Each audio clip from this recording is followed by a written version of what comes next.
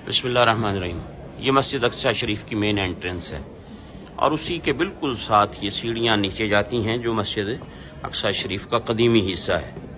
आइए उसकी ज़ियारत आपको करवाते हैं जहाँ महराब ज़करिया है, मुख्तलिफ बरकत वाले ये मकाम है। और ये नीचे ओरिजिनल असल जो मस्जिद थी पहले वो यहाँ पर मौजूद है।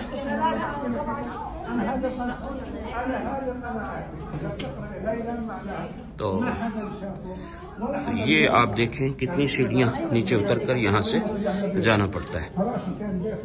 और जब इन सीढ़ियों से उतरते हैं तो ये मस्जिद शरीफ की कदीमी, ये आप दीवारें देखें, ये ऊपर देखें पत्थर का काम, और ये वो हिस्सा है जो कदीमी मस्जिद है।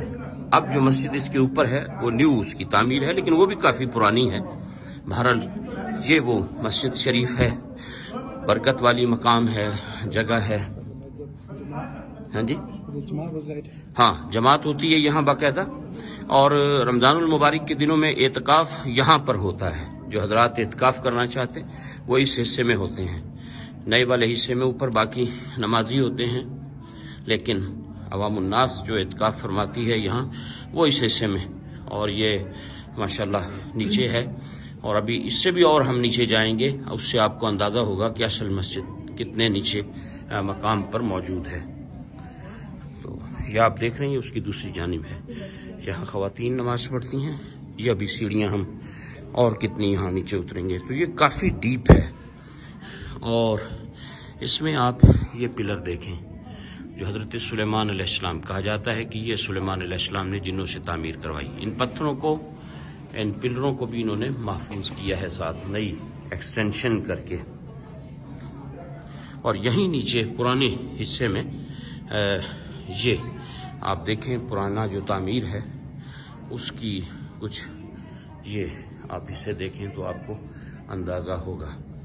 ये सामने मकतबा है, लाइब्रेरी है यहाँ इस हिस्से में, और उसके साथ ये बड़े बड़े पत्थर जिनके बारे में कहा जाता है कि ये जिन्नात की तामीर थी। आप अंदाज़ा कर सकते हैं, अभी इतने बड़े बड़े पत्थर हैं, 3-4 पत्थरों पर ये, और फिर उसके साथ ये पिलर है। और ये अंदर यहाँ लाइब्रेरी है, और इसके साथ फिर ये जो मकाम है, ये जो आपको महराब नज़र आ रही है। अब ये देखें ये पिलर जिनके बारे में कहा जाता है कि ये सुलेमान अलैहिस्सलाम के टाइम की पत्थर हैं। यकीनन ये बहुत बड़े बड़े पत्थर हैं। ये महराब है।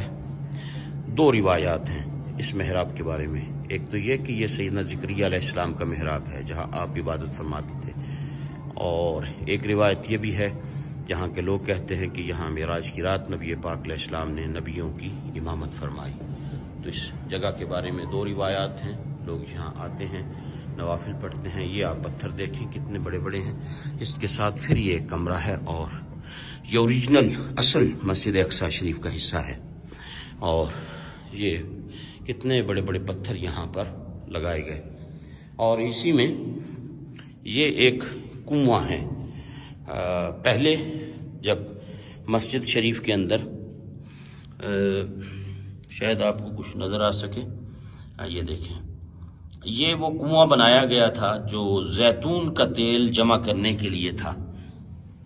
जब मस्जिद में जैतून के चिराग जला करते थे तो ये कुआं यहाँ बनाया गया था। लोग डोनेट करते थे, जब आते साथ कुछ न कुछ जैतून का तेल लाते, ओलिव ऑयल लाते, यहाँ डोनेट कर देते जो मस्जिद के चिरागों में इस्तेमाल होता। तो ये मस्जिद शरीफ का पुराना हिस्सा है।